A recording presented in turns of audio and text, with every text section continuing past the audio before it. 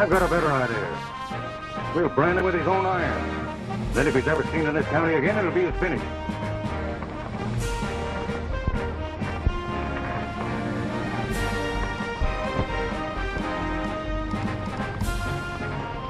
When viewing this film, please keep your company name and your product in mind. We all have a personal brand, whether we asked for it or not. A brand is simply how you, as an individual, are identified, a sort of stamp of identity. In time, this became a stamp of approval, a symbol of trust.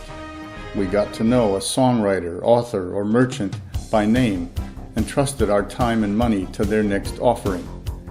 This has expanded in the internet age, when all of us can be authors and creators, found by complete strangers from all around the world. Day and night, the search engines, robots and scrapers crawl the web, checking and cataloging our web presence. I'm broadcasting from Australia, but I could be anywhere, anytime.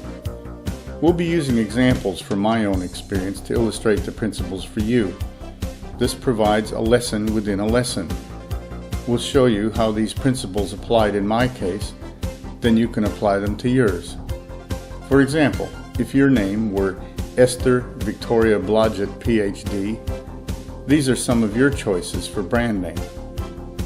And that's without even considering her nicknames, company names, and countless keywords. In my example, I have all of these choices to make. It's not just the cost of registering all these alternatives as business names and domain names.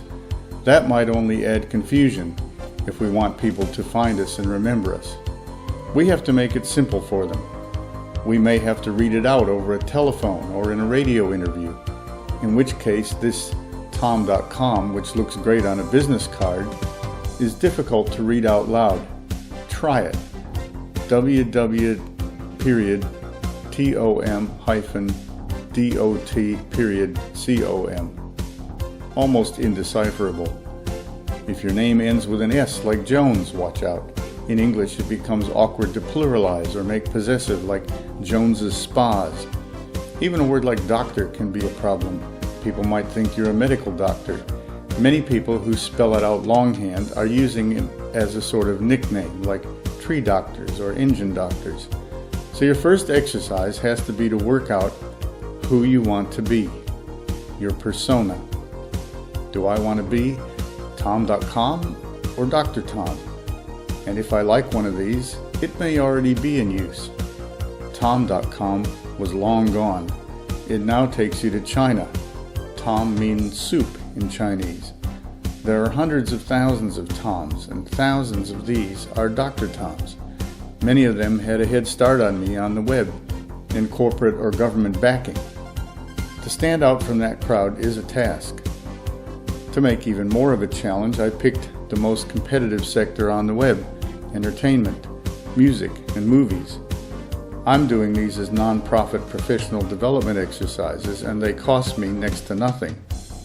If people don't like my music, so what? But you might be in a different situation. You may be planning to risk your livelihood on your brand as a business. So I can only take you to the first step of the ladder, brand visibility. The next stage would be conversion from brand to sales of your goods or services.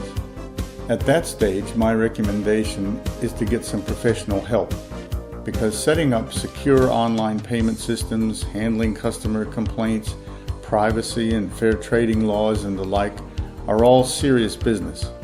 So all I want to do is help you get a good solid footing on that first step. But it's important to take the first steps. The longer you stay on the web, the more seniority, if you do it right. My course briefly covers search engine optimization and marketing, but again, my recommendation is you get professional help when you get to that stage. So your first exercise is to work out your ideal brand identity.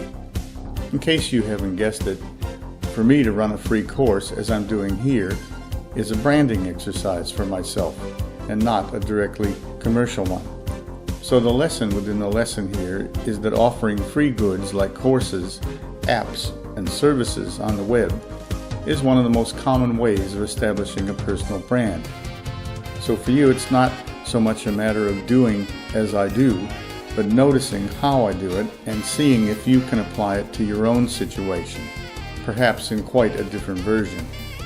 So for example, you might offer a free course or free tips on how to do something, as I'm doing here. Rather than claiming to be an expert, I'm claiming to be a customer just like you, trying to build my own brand. I'll be using my music system as an example throughout. It's a public resource I developed over many years while working as an educational researcher.